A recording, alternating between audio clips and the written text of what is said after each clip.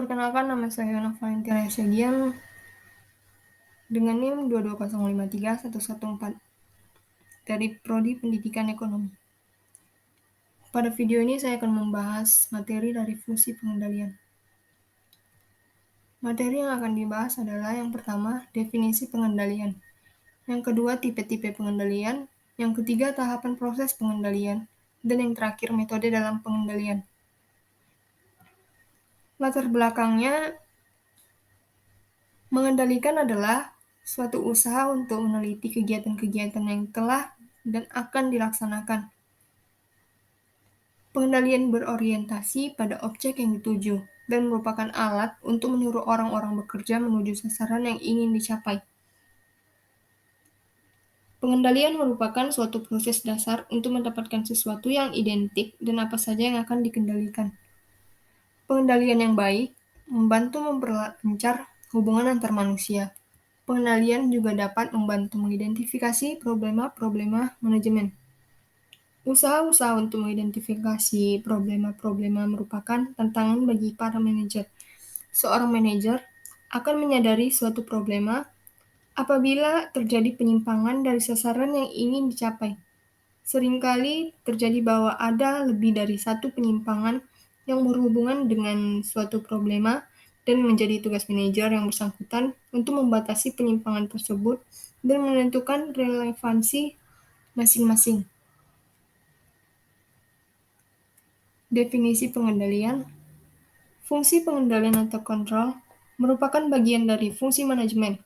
Fungsi manajemen meliputi planning, organizing, staffing, leading, and controlling, yang berperan untuk mendeteksi deviasi atau kelemahan yang perbaikan terhadapnya menjadi umpan balik dari suatu kegiatan yang dimulai dari tahap perencanaan hingga tahap pelaksanaan.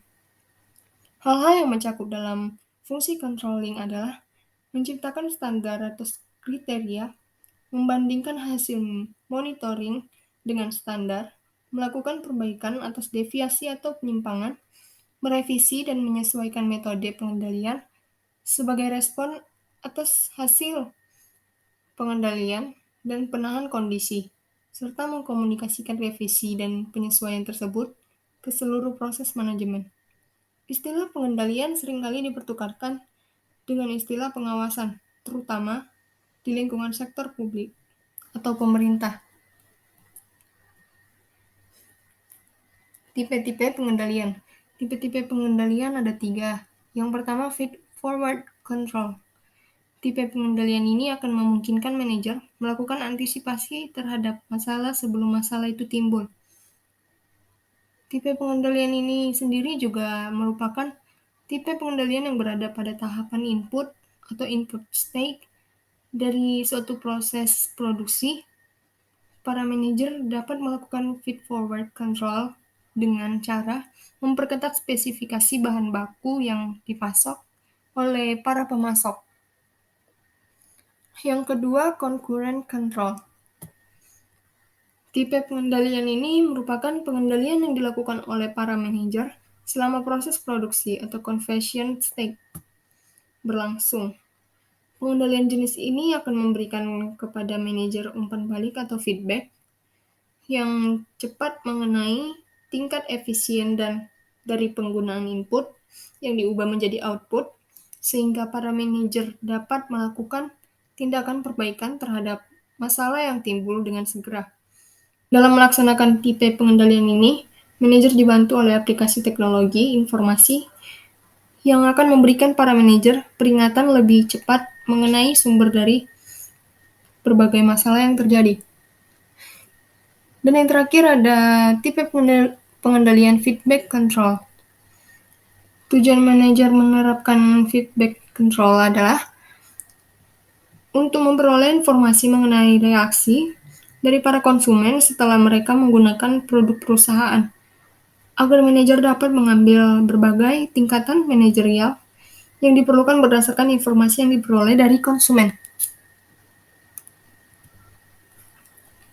Pada tahapan dalam proses pengendalian, menurut Robbins dan Coulters pada tahun 2003, Proses pengendalian terdiri dari 4 aktivitas, yaitu yang pertama, penetapan tujuan atau goal setting. Proses pengendalian diawali dengan adanya penetapan terlebih dahulu berbagai tujuan yang ingin dicapai oleh perusahaan. Strategi untuk mencapai tujuan tersebut sampai ke penetapan anggaran atau budget, yang menunjukkan rencana alokasi masing-masing sumber daya organisasi perusahaan untuk menunjang pencapaian tujuan. Baik tujuan, strategi, maupun anggaran semuanya dapat dijadikan standar untuk menjadi pembanding terhadap pelaksanaan kegiatan yang sesungguhnya dilakukan. Yang kedua ada pengukuran atau measuring.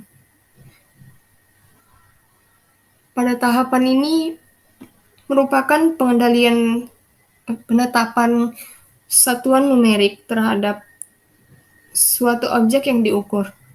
Aktivitas pengukuran menyangkut dua hal. Yang pertama, pengukuran berkaitan dengan apa yang diukur atau objek pengukurannya. Yang kedua, pengukuran berkaitan dengan bagaimana pengukuran dilakukan atau metode pengukurannya. Objek yang diukur dalam suatu proses pengendalian perusahaan merupakan kinerja aktual atau actual performance yang ditunjukkan oleh sumber daya organisasi perusahaan. Objek pengukuran dalam suatu perusahaan sangat bervariasi. Sebagai contohnya, produktivitas departemen produksi dapat diukur dengan menggunakan ukuran jumlah produksi barang per hari yang lolos uji kualitas. Sementara produktivitas departemen pemasaran dapat diukur dari jumlah penjualan per bulan. Yang ketiga ada membandingkan kinerja aktual dengan standar yang ditetapkan atau comparing actual performance against standard. Membandingkan atau comparing merupakan proses membandingkan kinerja aktual dengan standar kinerja dan berbagai tujuan yang telah ditetapkan. Tujuan maupun standar ditetapkan pada tahap perencanaan atau planning. Kegagalan perusahaan untuk menetapkan standar pada tahap perencanaan merupakan jalan menuju kegagalan itu sendiri. Atau, dalam peribahasa manajemen dikatakan, fail to plan is planning to fail. Hal ini disebabkan karena tanpa adanya standar, maka perusahaan akan sangat sulit melakukan proses evaluasi, yakni membandingkan antara kinerja aktual dengan tanda. Dan yang terakhir ada tindakan manajerial atau managerial action. Langkah terakhir ini dari proses pengendalian adalah melakukan evaluasi terhadap kinerja yang dicapai organisasi secara keseluruhan maupun kinerja secara individu. Pada tahap ini, manajer akan melakukan tindakan koreksi dengan memperbaiki utilisasi sumber daya organisasi apabila kinerja aktual mentimpang jauh dibandingkan standar. Berdasarkan hasil evaluasi yang dilakukan, manajer memiliki 3 pilihan tindakan manajerial, yaitu tindakan perbaikan, revisi standar, dan tidak melakukan tindakan apa-apa.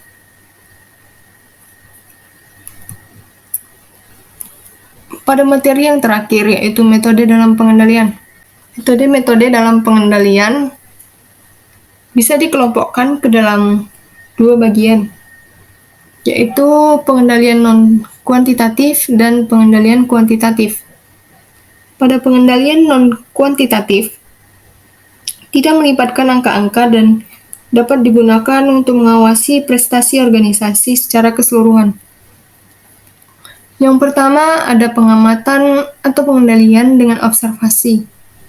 Pengamatan ditujukan untuk mengendalikan kegiatan atau produk yang dapat diobservasi. Yang kedua, inspeksi teratur dan langsung.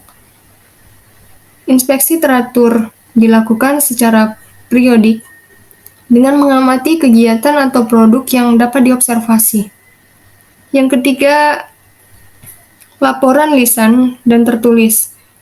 Laporan lisan dan tertulis ini dapat menyajikan informasi yang dibutuhkan dengan cepat, disertai dengan feedback dari bawahan dengan relatif lebih cepat.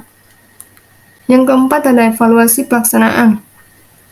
Evaluasi merupakan suatu penilaian akhir dari suatu kegiatan dan tindakan selanjutnya yang telah direncanakan.